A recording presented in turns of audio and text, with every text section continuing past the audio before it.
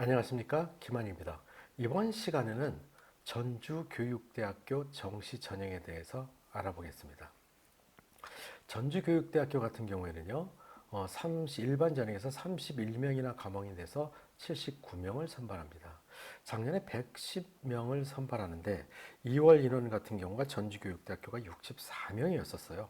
자, 그래서 실질적으로는 174명을 선발하는 바람에 뽑는 인원수가 어느 정도는 좀 많았다고 볼 수 있겠죠.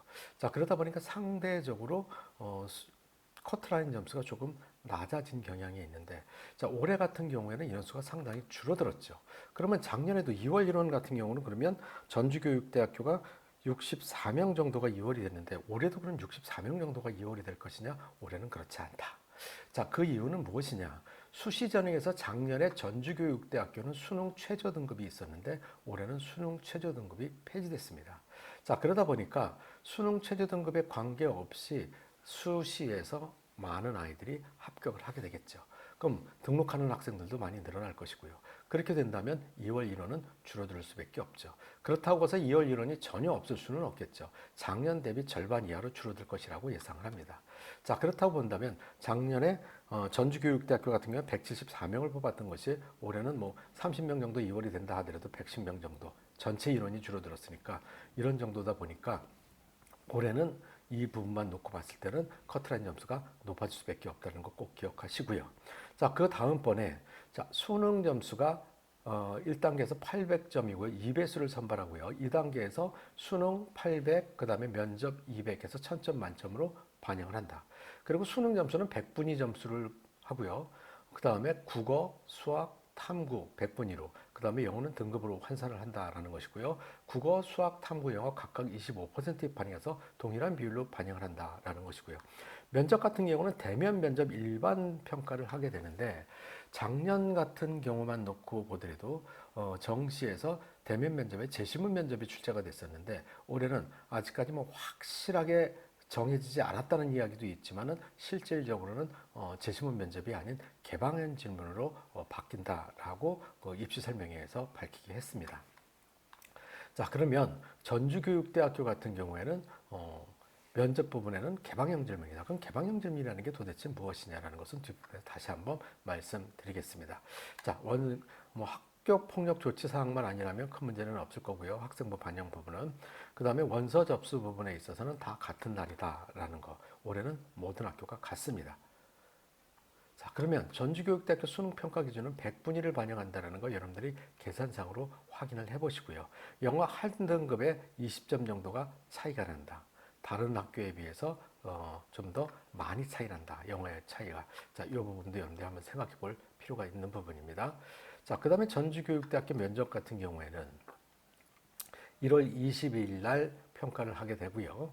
그 다음에 전형 상태는 1단계 전형 합격자들을 대면 면접을 보게 되는데 평가 내용을 보면 예비 초등교사로 갖춰야 할 일반적인 교양과 교직에 대한 태도, 가치관 등을 종합적으로 평가한다.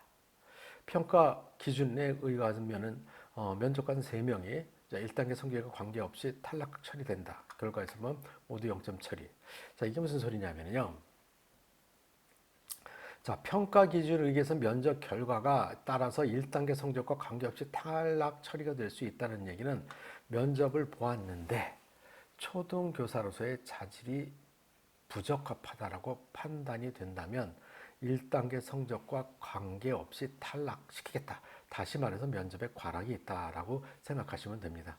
자, 그러면 여기서 예비 초등교사로서 갖춰야 될 일반적인 교양과 교직에 대한 태도, 가치관은 어떤 것이냐 라는 부분에 있어서 여러분들이 교직관을 갖추고 있는 상태에서 여러분들이 교사라면 개방형 질문에서 이런 상황에서는 어떻게 할 것이냐, 또 고등학교 때 교사가 되기 위해서 어떤 노력을 했느냐 등등의 여러 가지 질문을 하게 될 것입니다.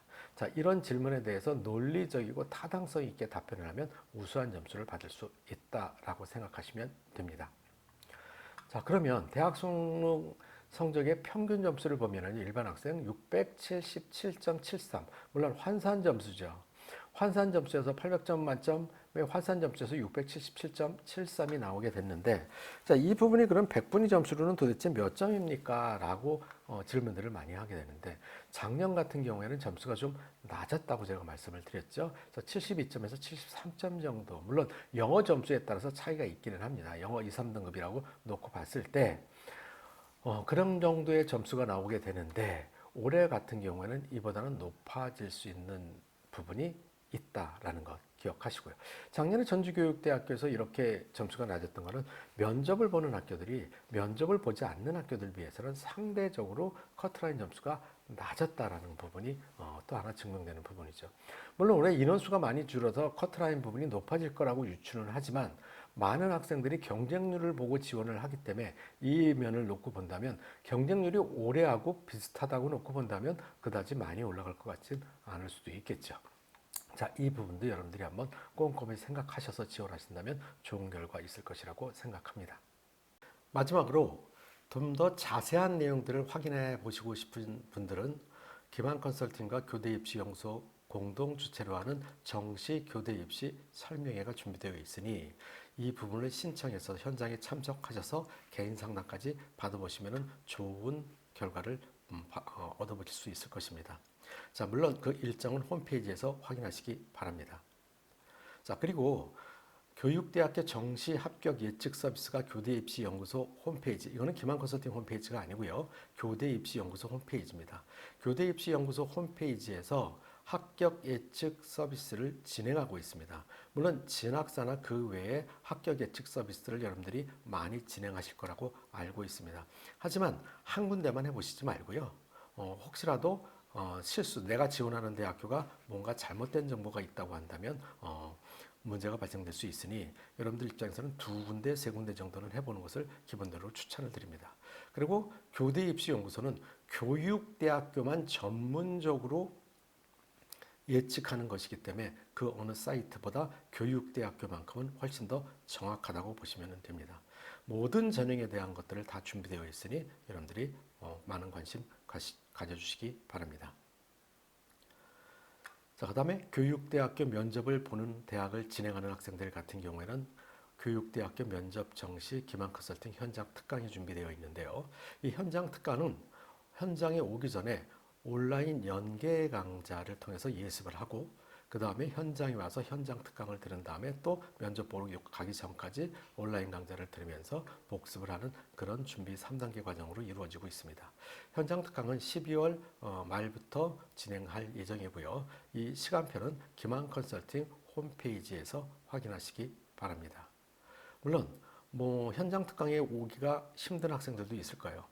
여러 가지 이유가 있겠죠. 그런 학생들은 기만 컨설팅 홈페이지에 학교별로 준비되어 있는 인터넷 강의를 이용하시는 것도 좋은 방법이 될 것입니다. 물론 기만 컨설팅에서 출간한 교대 면접, 사대 면접 책만 가지고 공부하는 학생들도 있겠지만요.